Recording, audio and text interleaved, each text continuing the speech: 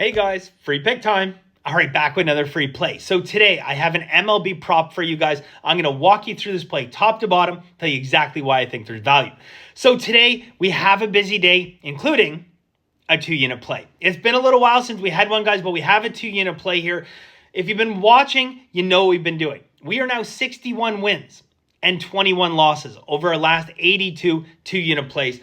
That is coming in at an incredible 74%. So hope to keep it going today. Absolutely love this one. Above and beyond that, guys, our second highest units risk any day this year. Okay, we have a lot going on, and it mostly has to do with the fact that we have a 2-unit play and we have a bunch of 1-unit plays. Okay, this is a very concentrated card on bigger units. Okay, which is unusual. I mean, on a lot of days on our card, we might have a couple 1-unit plays and some half, and then a bunch of core unit. This is a very top heavy day. There's a lot of value out there, and we're absolutely going to try to take advantage of that today. So yesterday, guys, kept it going. Winning day, albeit it could have been a massive day. And I really did think it was going to be. It was just one of those days where nothing could go wrong, okay? Until it finally did.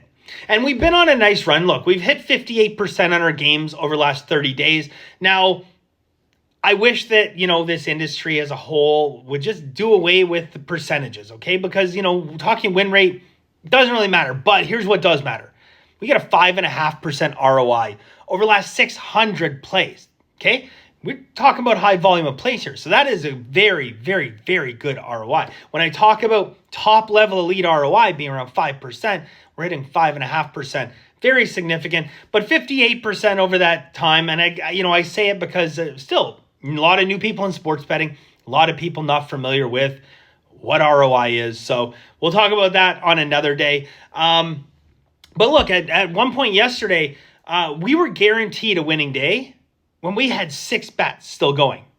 Think about that. We had 6 different bets going, and it didn't matter if all of them lost. Boom, boom, boom, boom, boom. We were guaranteed a winning day. And then 2 bad beats in one game. And to be more specific, 2 bad beats in one swing of the bat, pretty much. So disappointed with that. It could have been an absolutely massive day, but we picked up another win. Still carried on, nice ROI, and hopefully we can keep that going today and grow it, because as I said, guys, there is an absolute boatload of value out there going for yet another 2-unit winner. So fingers crossed. If you're interested in joining, guys, benderwins.com. It's $99 a month, and it gets you my full card every single day, all my masterclass educational videos, and the Bender Wins Guide to Professional Sports Betting to make sure you're doing things the right way. I say this time and time again, for $3 a day, you are not going to find a better value anywhere out there in the sports betting world. And I will even go one step further and say that forget about the fact we won 4 years in a row and all the picks and all the other stuff. Just the guide to professional sports betting will change the way that you approach sports betting and can simply take someone who's capping their own games from being a losing bettor to a winning bettor long-term for the rest of your life. Okay, even if you think, well, hey, you know what? Masterclass isn't for me, whatever. I hope it is. We got a lot of people who have been here since day one, okay? But if it's not for you, simply changing the way that you're betting to bet like a professional can put a lot of money in your pocket long-term or save you a ton of money long-term. All right, guys, so for today's prop, we are looking at Colorado. Ryan Felter walks over 1.5, minus 160 on DraftKings. Shop that around, guys. There's a couple minus 155s kicking around out there. Even look at some smaller books and stuff like that. I haven't seen anything lower than minus 155, but you never know, right? My projection here, 2.8 walks. Okay, now that's a pretty good edge, okay? Looking at the ballpark, playing in Toronto, it's not that much of a significant advantage. Like sometimes, we look at ballparks and there can be edges, there can be advantages of, certain things, crosswinds. You don't get that in Toronto, okay? Don't close. That being said, about a 3% increase in walks at Toronto versus Colorado, that's not a significant number, okay? That's just not a significant number. So if we were to break down the exact expected performances from 0 to 3+ strikeouts. How often is each going to occur? So strikeouts. I'm talking walks, okay? Walks. 0 walks. How often is 0 walks going to occur? About 12% of the time.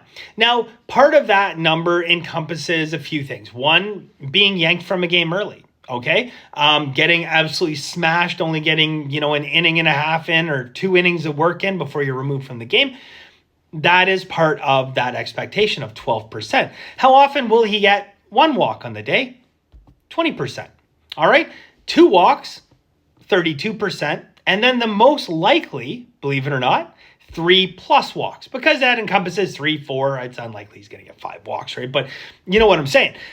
So if we take our positive results, which are 2 and 3+ walks, and our negative results, which are 0 and 1. If he gets 0 or 1, we lose. Okay, so if he gets 0, that's 12%.